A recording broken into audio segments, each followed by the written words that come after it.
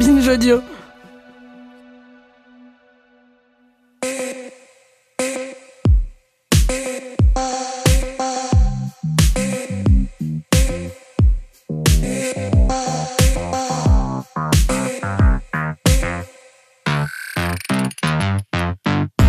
Bonjour à tous, C3PO du cinéma et ou R2D2 de la science et tous ceux qui nous écoutent en regardant avec méfiance leur balance connectée. Et non, elle ne vous juge pas, elle ne peut pas le faire, croyez-moi. Dans tous les cas, bienvenue dans ce nouvel épisode de 7ème Science où le 7e art la ramène sa science, un podcast produit par Binge Audio et Sorbonne Université. Le principe est assez simple, on prend un film, on se pose des questions plus ou moins étranges et on fait répondre un ou une experte. Ce mois-ci, le film choisi est iRobot d'Alex Proyas et la question que je me pose, que tout le monde se pose, c'est: devons-nous craindre la technologie ?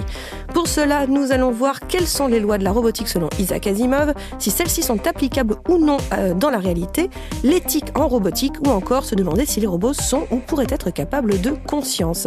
Pour cela, nous avons à notre côté un expert, Raja Chatila, professeur émérite à Sorbonne Université, ancien directeur de l'Institut des systèmes intelligents et de robotique, l'ISIR, et du laboratoire d'excellence SMART sur l'interaction humain-machine. Bonjour Raja. Bonjour.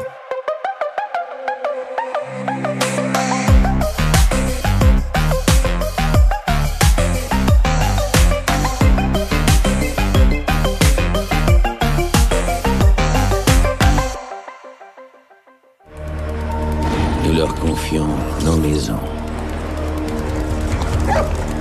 notre mode de vie, notre monde. Mais avons-nous raison de leur faire confiance ? Avant de rentrer dans le vif du sujet, petit rappel des faits dans iRobot, sorti en 2004 et réalisé par Alex Proyas. Le film est inspiré des romans Les Cavernes d'Acier et Les Robots, ainsi que de la nouvelle Le Robot qui rêvait d'Isaac Asimov. Et nous sommes en 2035 et les robots sont devenus de parfaits assistants pour les êtres humains. Le détective Dale Spooner enquête alors sur le meurtre du docteur Alfred Lanning, un chercheur en robotique, qui est mort dans des circonstances un petit peu étonnantes, parce que le principal suspect semble être un androïde nommé Sony. Or, si l'on se réfère aux lois de la robotique, les robots ne sont pas, en tout cas n'ont pas la faculté de tuer. Donc le mystère est entier. Vous avez vu le film, Raja ?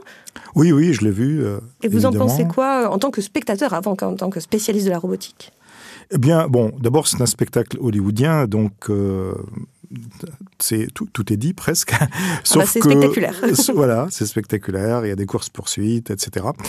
Sauf que évidemment, il met en scène donc le contexte des romans d'Isaac Asimov, les robots, les trois lois, et il y a des choses mystérieuses aussi, des robots qui se comportent pas comme les lois leur dictent, et donc on se demande qu'est-ce qui se passe. L'intrigue finalement, c'est de comprendre pourquoi le robot agit d'une certaine manière, et c'est souvent d'ailleurs ce genre d'intrigue que Isaac Asimov met en scène dans ses romans, puisque les trois lois étant énoncées, on voit dans divers romans les robots se comporter d'une manière un peu anormale, disons, par rapport à cela. Et finalement, on s'aperçoit qu'il y avait de bonnes raisons pour faire ce qu'il faisait. Ouais. Alors, attitude, donc oui, en fait, le mystère fonctionne, mine de rien. Voilà, le mystère fonctionne. Vous, Raja, quel est votre lien, votre rapport avec Isaac Asimov ? Parce qu'on dit que c'est le père du mot robotique dans la littérature. Est-ce que vous étiez un fan d'Isaac Asimov jeune et ça vous a donné envie de travailler dans la robotique ou pas du tout ? Quand j'étais jeune, quand j'étais adolescent, et même un peu plus tard, j'étais un fan de science-fiction en général, de ce qu'on appelle d'ailleurs la science-fiction dure, c'est-à-dire celle qui est basée sur la science, plus ou moins plausible, bien sûr, il faut l'étendre. Un exemple très parlant de ce type de science-fiction, c'est Isaac Asimov. Alors, il n'a pas inventé le mot robot, puisque le mot robot date de 1920, mais effectivement, il a inventé la robotique comme science. Inventé au sens qu'il a introduit le mot et une scientifique qui conçoit les robots, qui conçoit les cerveaux positroniques, par opposition à électroniques, de ces robots qui ont des capacités quasi, disons, humaines en termes d'intelligence, mais qui obéissent toujours à trois lois qu'il a énoncées très, très rapidement dès le départ, en 1942. et qui régissent finalement leur mode de fonctionnement. Un robot ne peut pas faire de mal à un être humain. C'est la loi numéro 1 de la robotique. Oui, je sais, les 3 lois. Le cercle parfait de la protection. Les 3 lois sont 1. Un robot ne peut porter atteinte à un être humain ni en restant passif, ni en laissant cet être humain exposé au danger. 2. Un robot doit obéir aux ordres donnés par les êtres humains, sauf si de tels ordres entrent en contradiction avec la première loi. Et 3e loi, un robot doit protéger son existence dans la mesure où cette protection n'entre pas en contradiction avec la première et la 2e loi. Est-ce que j'ai bon ? Vous avez bon, et il a ajouté une 4e loi vers la fin, qui est la loi 0 en fait, qui étend la première loi à l'humanité, pas seulement à un être humain, mais l'humanité dans son ensemble. C'est une généralisation de la première loi dans un contexte, où les technologies avaient évolué, la guerre froide, etc. Est-ce que ces 3 lois sont applicables ? Est-ce qu'on les applique en robotique à l'heure actuelle ? Non, j'allais dire malheureusement, les 3 lois, effectivement, sont très logiques. C'est des lois logiques, elles sont ordonnées, il y a des priorités. Donc, la question de leur application, c'est évidemment d'identifier le contexte pour essayer de comprendre. Ça, c'est un premier problème qui les rend très difficiles à appliquer parce que dans la réalité, il y a beaucoup d'incertitudes, beaucoup d'inconnus. Comment évaluer correctement les conséquences d'une action ? Qu'est-ce que ça veut dire ne pas porter atteinte ? Alors que parfois, et d'ailleurs on le voit dans le film, le robot doit faire des choix. Donc ces lois ne résolvent pas vraiment les dilemmes. Elles ne disent pas comment résoudre les dilemmes. Or souvent, quand on est en train de faire un raisonnement éthique, quand on est en train de faire des choix qui mettent en cause justement la vie humaine, eh bien il y a des choix à faire qui peuvent contredire la loi. Dans le film en particulier, il y a quelque chose de récurrent dans l'esprit du policier, c'est un accident de voiture dans lequel un robot a choisi de le sauver en ne sauvant pas une petite fille. Donc il a fait un choix. Ça, c'est pas écrit dans les lois, en fait. Oui. Parce que le robot ne doit pas porter atteinte à un être humain. Donc, en toute rigueur, si j'applique la loi très logiquement, face à 2 personnes qui sont en danger, comment va-t-il choisir ? Ne pas porter atteinte, c'est ne pas porter atteinte, très, très strictement. Or, le robot a fait un choix. Et ça, les lois ne le disent pas explicitement.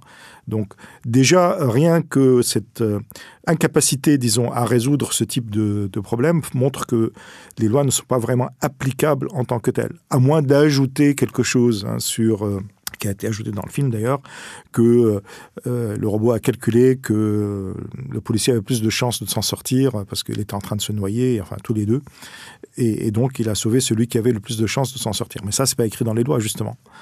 Donc il y a quelque chose en plus. Et c'est pour ça que on peut dire que ces lois ne sont pas applicables parce qu'elles ne tiennent pas compte de ces incertitudes, elles ne disent pas comment résoudre ces problèmes. En toute rigueur, ne pas porter atteinte, eh bien, c'est ne pas porter atteinte. Donc, les 2 personnes sont équivalentes. Et Isaac Asimov a évité, dans ses romans, finalement, d'entrer dans ce genre de situation. Il y a d'autres situations mises en scène aussi dans les romans d'Asimov, par exemple le mensonge, puisqu'il doit toujours obéir. Parfois, on a l'impression que le robot ment alors qu'il ne devrait pas. Et toute la difficulté en réalité dans le monde réel, c'est comment combiner différentes contraintes, plus les incertitudes et les informations incomplètes, pour prendre une décision qui est la meilleure possible. Et en fonction de quoi ? Nous, humains, on le fait en permanence, sans y réfléchir, mais parfois en y réfléchissant parce qu'on est face à des problèmes difficiles. Et les robots de Asimov le font, mais de nouveau, ça, ce n'est pas inscrit strictement dans les lois en question. Donc, c'est pour ça que les lois restent, disons, un cadre théorique, disons, et non pas un cadre opérationnel de l'activité du robot. quantifiez-vous? Le meurtre, c'est une première, félicitations. Je ne l'ai pas assassiné. M'expliquer pourquoi tu te cachais sur le lieu du crime? Je ne l'ai pas assassiné!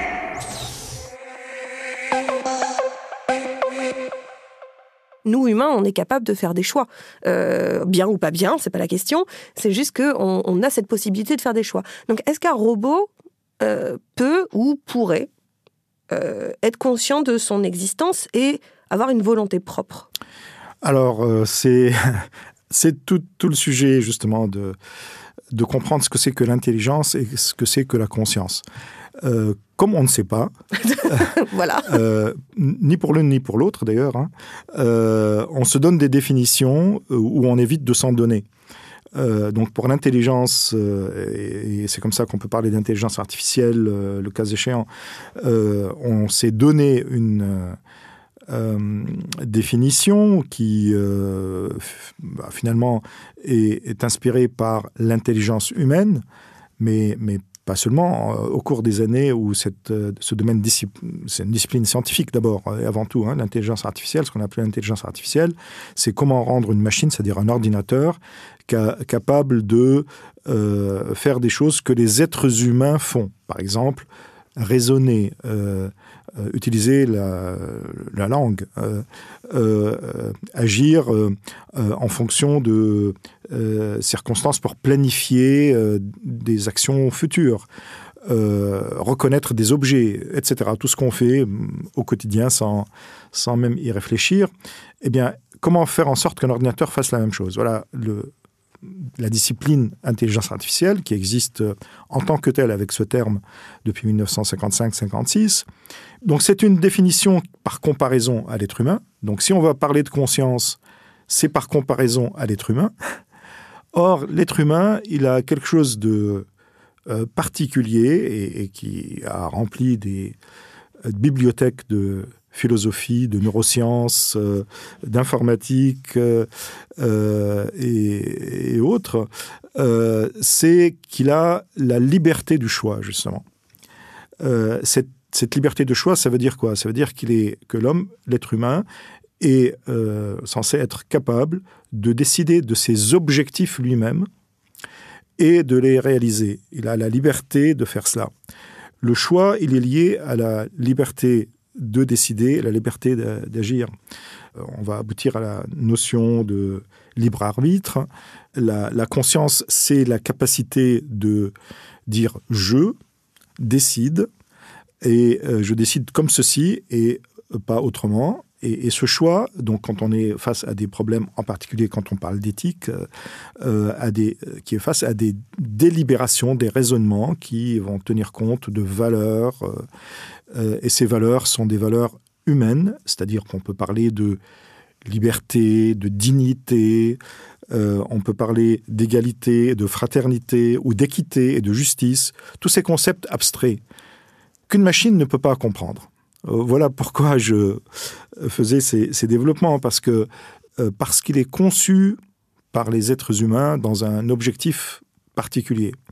Et cet objectif, il faut qu'il soit explicite pour sa programmation. Même s'il y a de l'apprentissage, il va apprendre un certain nombre de choses qui sont produites par les humains, dont la signification se rapporte aux êtres humains. Quand je parle de tasse de café, la signification de tasse de café, c'est un récipient qui me sert à boire le café, que je peux utiliser pour autre chose. Il a d'autres propriétés.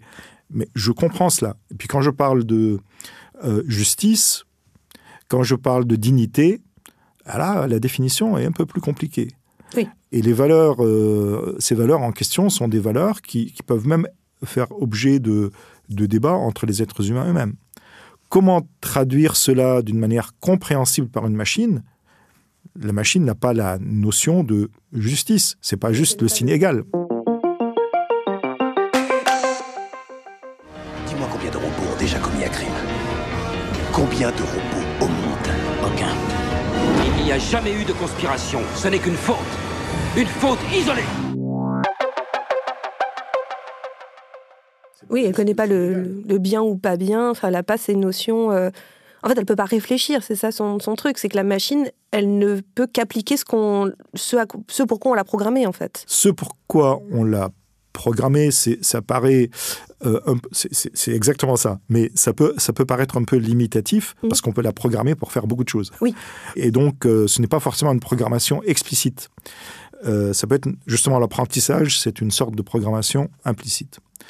Mais en tout état de cause, la machine ne comprend pas la sémantique, la signification de son environnement, même si on essaye de faire en sorte qu'elle le comprenne, c'est-à-dire qu'on la force à le faire, on la définit nous, la sémantique. On met le sens, nous. Mais pour la machine, ce sont des séquences de nombres, des 0 et des 1, et c'est tout. Donc voilà pourquoi parler de conscience de la machine est problématique. Comparativement à l'être humain, il n'a pas cette capacité de comprendre les valeurs, comprendre la sémantique et faire ce jugement que nous sommes capables de faire compte tenu de notre liberté de choix et d'action. Donc en fait, le robot est capable de syntaxe, mais pas de sémantique. Voilà. Exactement. Ça va me donner l'occasion de parler de ces systèmes comme ChatGPT ou GPT-3, ce qu'on appelle les grands modèles de langage, qui sont des logiciels qui produisent du texte à partir d'une phrase qui déclenche, disons, la production de ce texte. On appelle ça un prompt. Voilà. Donc, la presse en parle. Je ne sais pas combien d'articles dans la presse grand public, je parle des journaux, des quotidiens, paraissent aujourd'hui à ce propos parce que ces systèmes donnent l'impression de produire des textes qui ont un sens. En réalité, ces textes n'ont aucun sens pour la machine. Ils ont un sens pour nous. Donc, le logiciel a été en fait entraîné, c'est-à-dire qu'il a appris à associer des phrases, des mots, sur une tellement grande masse de données, disons, voilà, pour exagérer un tout petit peu seulement, tout ce qui est sur Internet. Par exemple, tout ce qu'il y a dans Wikipédia. Donc, par exemple, il a lu toute la Pléiade. Voilà, si on veut. Et donc, si je lui donne une phrase qui, je ne sais pas, je donne un prompt du genre « Souvent, je me suis couché de bonne heure », elle va me sortir un texte à la Proust. Le texte a un sens, une signification que nous mettons. On disait la sémantique appartient aux êtres humains, elle n'appartient pas à la machine. Donc lui, il va corréler des textes ensemble, il va produire une syntaxe, donc c'est bien écrit, donc c'est convaincant d'une certaine façon. Et c'est ça qui est déjà un grand exploit, scientifiquement parlant, indéniablement. Mais ce texte n'a en réalité aucun sens réel. Il peut paraître bien écrit, il peut paraître avoir un sens, parce que le système a corrélé des choses qui avaient un sens, qu'il a trouvé sur Internet, mais il peut très bien les corréler avec des choses complètement contradictoires en même temps, parce que ça se trouve ensemble dans des phrases. Et d'ailleurs, plus on va mettre des fake news et des choses complètement inexactes sur Internet, et plus le système va apprendre des choses fausses et les corréler avec des choses vraies. Et de ce fait, on aura du mal à distinguer le vrai du faux dans ce qu'il dit. Et c'est ça qui est assez problématique, c'est que ces systèmes peuvent produire des résultats complètement faux avec une grande certitude, si je puis dire. J'ai fait une petite expérience. J'ai demandé à ChatGPT, au moins là, je sais. Ah bon, je connais la réponse. Et j'ai appris des choses sur moi assez intéressantes que je ne connaissais pas. Certaines choses étaient exactes, d'autres complètement fausses. Pourquoi ? Eh bien, parce que il se trouve que mon nom est figuré dans un texte où il y avait d'autres noms qui ont fait d'autres choses. Donc, il m'a donné des qualités que je n'ai pas et il a ignoré d'autres que j'ai. Il a des informations sur moi sur Internet, mais je n'ai pas participé seul. Donc, c'est corrélé avec d'autres. Et voilà, donc il a mélangé les CV, en quelque sorte, avec d'autres personnes. Quelqu'un qui ne me connaît pas, s'il demande qui est Raja Chatila, il va obtenir cette réponse, il va croire des choses sur moi qui sont inexactes. Et c'est pour ça qu'il y a un danger derrière cela. Parce que, justement, la valeur, on parlait de valeur tout à l'heure, la valeur vérité, à cause de ce type de système ou d'usage et leur généralisation, la valeur vérité est en train d'en prendre un grand coup. Donc, c'est pour ça que ces systèmes posent problème et qu'il est nécessaire, bien sûr, de réagir par rapport à ces problèmes-là en les cadrant, en les réglementant, mais ça sera difficile pour ces systèmes parce qu'ils sont extrêmement opaques et en plus, il n'y a pratiquement pas de prise sur ceux qui les développent. Parce que... Mais en fait, de ce que je comprends dans ce que vous dites, c'est que c'est pas tant la faute des machines que derrière, c'est toujours l'humain qui est responsable. C'est pas les machines qui vont se rebeller contre nous, c'est de toute façon l'humain qui est responsable. Aucune machine ne va dire « Tiens, je vais me rebeller contre les humains » parce qu'il n'a aucune raison de le faire au sens qu'il ne comprend pas ce que ça veut dire se rebeller contre les humains. Ça ne veut pas dire que les machines ne peuvent pas devenir dangereuses pour les humains, mais plus par bêtise que par intelligence. Donc en fait, les machines sont bêtes. Exactement. C'est-à-dire que si vous programmez, si vous faites un apprentissage à un robot ou à un système d'intelligence artificielle, la différence étant que le robot agit dans le monde physique, dans le monde réel, il est soumis aux lois de la physique et au monde réel, alors que quand on dit un système d'intelligence artificielle, donc cas particulier le robot, mais on désigne aussi par cela des systèmes logiciels, c'est-à-dire qui sont pas dans le monde réel, donc qui n'ont pas le sens commun, qui ne connaissent pas la gravité, et qui sont abstraits. Qui sont abstraits, voilà. Donc, c'est juste pour donner la différence quand j'utilise les deux termes. Ces systèmes sont soit programmés explicitement, soit implicitement par apprentissage pour effectuer une tâche, faire certaines choses, atteindre des objectifs. Alors, le problème, si vous voulez, c'est qu'ils vont essayer d'atteindre ces objectifs coûte que coûte. Oui, parce que c'est ça qu'on leur a demandé de faire. Parce que c'est ça qu'on leur a demandé de faire. Oui, voilà, ils sont un peu têtus. Et coûte que coûte, ça veut dire, y compris au détriment des êtres humains, le cas échéant. Parce qu'on ne leur a pas dit donc la première loi, si vous voulez, pour revenir à Asimov, par exemple, supposons, je demande à un robot de m'apporter une tasse de café. Je lui ai fait apprendre un certain nombre de choses pour faire la tasse de café, pour me l'apporter, et il va me l'apporter et il va me l'amener en la disposant derrière ma tête. Oui, techniquement, il vous l'a apporté, juste pas au bon endroit. Sauf que j'ai oublié de dire, il vaut mieux me l'apporter devant moi pour que je puisse l'apprendre. Bon, ça j'ai complètement oublié, parce que pour moi c'est du sens commun. Ça va de soi. Pour le robot, ça ne va pas de soi. Je vais ajouter ça à la programmation. Donc, il va me l'apporter devant moi. Sauf qu'il va me l'apporter en la tenant d'une manière telle que je ne peux pas la prendre. Parce qu'il l'a complètement enveloppée dans sa main, dans sa pince. Ah, j'ai oublié de préciser comment il faut la porter. Comment il faut la porter pour que je puisse la prendre. Donc, en fait, on oublie toujours quelque chose. Ils vont faire les tâches telles qu'on les a décrites sans ce sens commun. Et ils vont faire n'importe quoi, évidemment. Parce que on a oublié. Oui, tout simplement. C'est difficile. On peut pas apprendre le sens commun de toute façon, pas vraiment en tout cas. C'est tout un sujet en fait depuis le début de l'intelligence artificielle. Cette question de comment leur faire apprendre le sens commun est posée et non résolue. Et ce n'est pas en avalant des textes sur Internet qu'on apprend le sens commun. D'accord ? Il faut l'expérimenter. Il faut l'expérimenter. Je n'apprends pas à nager en lisant des instructions comment nager. Il faut que je me jette à l'eau et expérimenter le monde réel et réagir par rapport à ça. Donc, un robot pourrait apprendre à faire du vélo physiquement. D'accord ? Il n'y a pas de problème particulier, techniquement parlant, à ça. Mais ce n'est pas en allant regarder les textes qui décrivent comment faire du vélo sur Internet. Vous faites partie du CNPEN, le Comité national pilote d'éthique du numérique, qui existe depuis 2019, si je ne dis pas de bêtises. Tout à fait. Et vous êtes aussi président de l'IEEE, j'ai mis trop d'eux peut-être, le Global Initiative on Ethics of Autonomous and Intelligent Systems. Ce sont des comités éthiques. Alors, en quoi ça consiste déjà et qu'est-ce que ces comités peuvent faire et qu'est-ce qu'ils font ? I3E, donc il y a 3 E, voilà. On dit I3E, c'est plus simple. C'est plus simple que ce que j'ai fait, ouais. Voilà, parce qu'on a l'air d'hésiter. Voilà.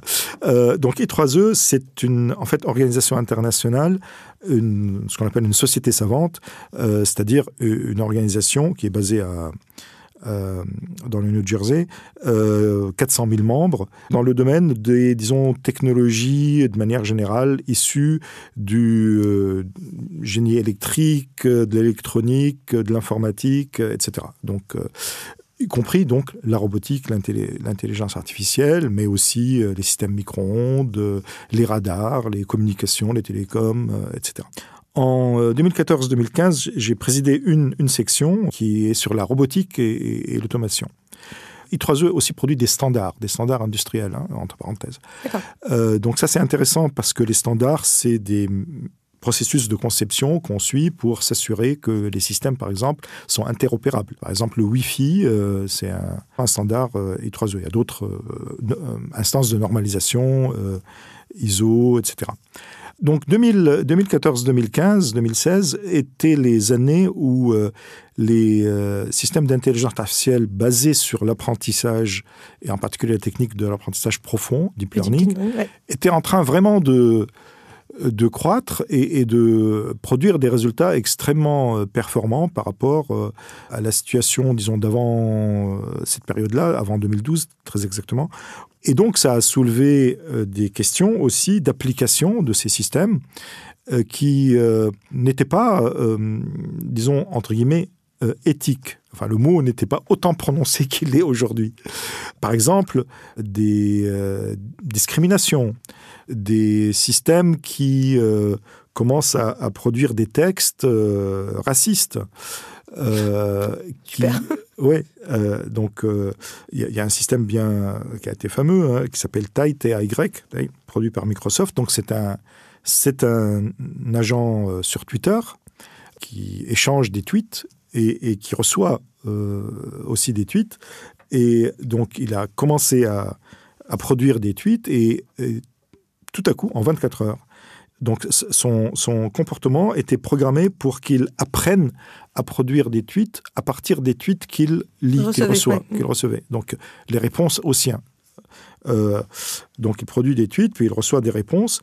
Et il y a comme ça peut arriver, un certain nombre de personnes qui ont commencé à lui renvoyer des tweets racistes avec du contenu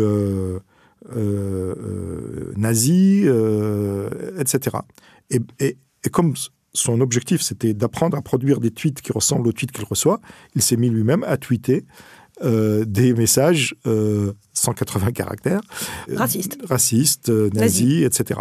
Microsoft l'a raté au bout de 24 heures. Le mécanisme d'apprentissage est très rapide, là, et au bout de 24 heures, c'était impossible de maintenir quelque chose comme ça. Donc ça, ce n'est qu'un exemple.